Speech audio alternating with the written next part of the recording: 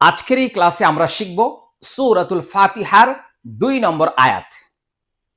আমি কি বলেছিলাম? আমি পড়া না পারলে আমার উস্তাদজির দোষ। এজন্য কয়েক মিনিট আমার সাথে থাকুন, ইনশাআল্লাহ আপনিও পারবেন। শিক্ষার্থী বন্ধুরা, এখানে শুরুতেই আলিফ লাম আসছে, আর আলিফের উপরে নিচে কোনো হরকত না থাকার কারণে আমরা এখানে আলিফের উপরে একটি জবর দিয়ে দিব। তাহলে হামজা র জবর, কারণ আলিফে জবর জের পেশ জজম হইলে ওই আলিফকে হামজা বলে। কি বলে? ওই আলিফকে হামজা বলে। হামজা র জবর আর। একটু লক্ষ্য করি সবাই, এখানে কিন্তু আমরা একটা কি দিয়ে দিলাম? জবর দিয়ে দিলাম। তাহলে এই দুইটা মিলে উচ্চারণ হবে, লামটা উচ্চারণ হবে না, কারণ জজম এবং তাসদীদের ডানে, জজম এবং তাসদীদের ডানে, জজম এবং তাসদীদের আগে, জজম এবং তাসদীদের পূর্বে হরকত ছাড়া হরফ উচ্চারণ হয় না। হরকত ছাড়া হরফ পড়া যায় না। জজম এবং তাসদীদের ডানে হরকত ছাড়া হরফ পড়া যায় না, এজন্য লামটা উচ্চারণ হবে না। হামজা র জবর আর আর আর আর। আবার এখানে র এর সঙ্গে হা কে মিলিয়ে পড়তে হবে। র হা জবর রহ, র হা জবর রহ, র হা জবর রহ, র হা জবর রহ, আর রহ আর রহ আর রহ।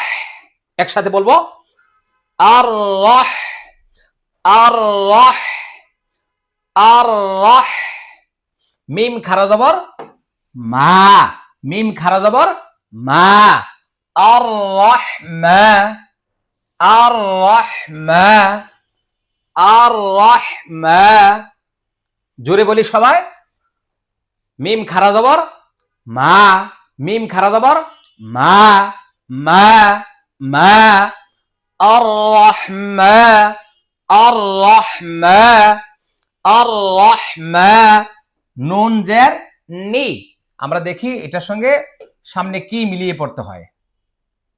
এখানে দেখতে পাচ্ছি নুনের নিচে জের, আবার এখানে রয়ের উপরে তাসদীদ। এখানে আলিফ লাম উচ্চারণ হবে না, একটু খেয়াল করব সবাই। তাহলে এখানেও আলিফ লাম উচ্চারণ হবে না। আগে যে নুনের নিচে জের আছে, ওই জেরের সাথে এই র কে মিলিয়ে পড়তে হবে। আমি আবারও ছোট করে দেখিয়ে দিচ্ছি আপনাদেরকে।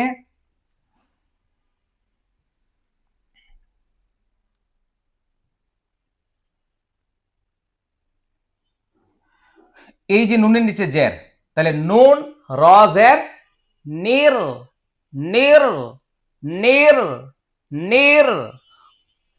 স্ক্রিনটা ছোট করলে সবাই দেখতে পাবেন। নুন র জের, নুন র জের, নুন র জের, নির নির নির নির। এই রটা উচ্চারণগতভাবে মোটা হবে। রয়ের উপরে জবর হলে র মোটা হয়। র, র জবর র, নির র, নির র, নির র, নির র, নির র। হায়াজের হি, হায়াজের হি, রহি রহি। মিমজের মি, মিমজের মি, রহিমি রহিমি। এটা এক আলিফ টান, হ্যাঁ, রহিমি। আমরা আগের আয়াতে বলেছিলাম মাদের হরফের বামের হরফে, মাদের হরফের বামের হরফে ওয়াকফ করলে, এটা মুখস্থ করি সবাই। মাদের হরফের বামের হরফে ওয়াকফ হইলে, মাদের হরফের বামের হরফে ওয়াকফ হইলে তিন আলিফ টানিয়া পড়িতে হয়। কার হরফের কিসের কোথায় কি হইলে? মাদের হরফের বামের হরফে ওয়াকফ হইলে, মাদের হরফের বামের হরফে ওয়াকফ হইলে তিন আলিফ টানিয়া পড়িতে হয়। যেমন রহিম, রহি রহি রহিম। সবাই মনোযোগ। এখানে আমরা দেখব আরেকবার। এখানে বলছিলাম এই লামটা উচ্চারণ হবে না। হামজা র জবর আর আর র হা জবর রহ আর রহ আর রহ মিম খারা জবর মা। অনেকবার বলতে হবে, 10 বার 15 বার 20 বার, প্রয়োজনে 50 বার 100 বার বলতে হবে। আর রহমা আর রহমা আর রহমা আর রহমা। তারপরে নুন রজের নির নির আর রহমানির। ওকে, এই অর্থটা আমরা দেখে নিই। অসীম দয়ালু, আর রহমান মানে অসীম দয়ালু। দয়ালু কে? আল্লাহ তাআলা। অসীম দয়ালু, অসীম দয়ালু, অসীম দয়ালু। লক্ষ্য করি সবাই। তাহলে নুন রজের নির, রজবর র, নির র, নির র। জাস্ট এটা দেখার জন্য আমি এখানে একটা নুন লিখে দিলাম। নুন রজের নির, নির রজবর র, নির র, নির র। হায়াজের হি, মিম জের মি, নির রহিমি আর রহমানির রহিম আর রহমানির রহিম। আমরা এখানে ওয়াকফ করে এটার উপরে জজম দিয়ে দিচ্ছি। কি দিয়ে দিচ্ছি? জজম। রহিম এখন 3 আলিফ টান হয়ে যাবে। 1 আলিফ টানটা এখন 3 আলিফ হবে। রহিম। একটু আগে বলছিলাম মাদের হরফের বামের হরফে ওয়াকফ হইলে 3 আলিফ টান, মাদের হরফের বামের হরফে ওয়াকফ করলে 3 আলিফ টান।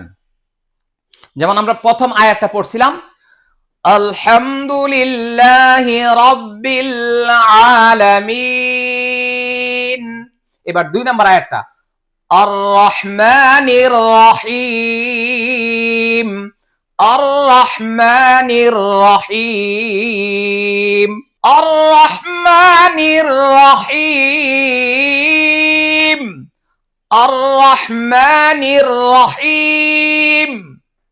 এইভাবে আমরা এই উচ্চারণগুলি ঠিক করতে পারবো। তাহলে র জবর র, হাইয়াজের হি, রহি, মিম জের মিম, রহিমি রহিমি রহিম। পরম করুণাময়, পরম করুণাময়, অসীম দয়ালু, পরম করুণাময়, অসীম দয়ালু। যখন আমরা প্রথম আয়াতে বলছিলাম সমস্ত প্রশংসা, যাবতীয় প্রশংসা, সকল প্রশংসা কার জন্য? আল্লাহর জন্য, আল্লাহর জন্য, আল্লাহ তাআলার জন্য। সেই আল্লাহ তাআলা আবার কে? আপনি যদি প্রশ্ন করেন, দেখেন উত্তর কিভাবে আসবে। রব্বিল আলামিন। সেই আল্লাহ তাআলা হচ্ছেন যিনি বিশ্ব জগতের প্রভু, যিনি বিশ্ব জাহানের রব, তিনি হচ্ছেন সেই আল্লাহ তাআলা। এই জন্য সকল প্রশংসা ওই আল্লাহ তাআলার জন্য যিনি বিশ্ব জগতের প্রভু। এবার জিজ্ঞেস করি, ওনার কি আর কোনো পরিচয় আছে? হ্যাঁ আছে, সেটা হলো 2 নম্বর আয়াত আর রহমানির রহিম। তিনি তো সেই রব, তিনি তো সেই প্রভু যিনি পরম করুণাময়, অসীম দয়ালু, যিনি পরম করুণাময়, অসীম দয়ালু, যিনি পরম করুণাময়, অসীম দয়ালু। এইভাবে পরের আয়াতটি তো এই ব্যাখ্যা আপনারা পেয়ে যাবেন। তাহলে 2 নম্বর আয়াতটি কি হলো? একটু লক্ষ্য করি স্ক্রিনে। আর রহমানির রহিম আর রহমানির রহিম। 1 নম্বর আয়াত আলহামদুলিল্লাহি রাব্বিল আলামিন আর রহমানির রহিম। এভাবে আমরা প্র্যাকটিস করতে থাকবো ইনশাআল্লাহ। তাহলে ওস্তাদজি কি বলছিল? আমি পড়া না পারলে আমার ওস্তাদজির দোষ, আমি পড়া না পারলে আমার ওস্তাদজির দোষ। এটা মাস্ক করতে থাকেন, প্র্যাকটিস করতে থাকেন, দেখবেন সকল দোষ চলে যাবে। আপনিও চমৎকারভাবে সুন্দরভাবে পড়তে পারবেন ইনশাআল্লাহ। শুকরান, জাযাকুমুল্লাহ খায়রান। আসসালামু আলাইকুম ওয়া রাহমাতুল্লাহি ওয়া বারাকাতুহু।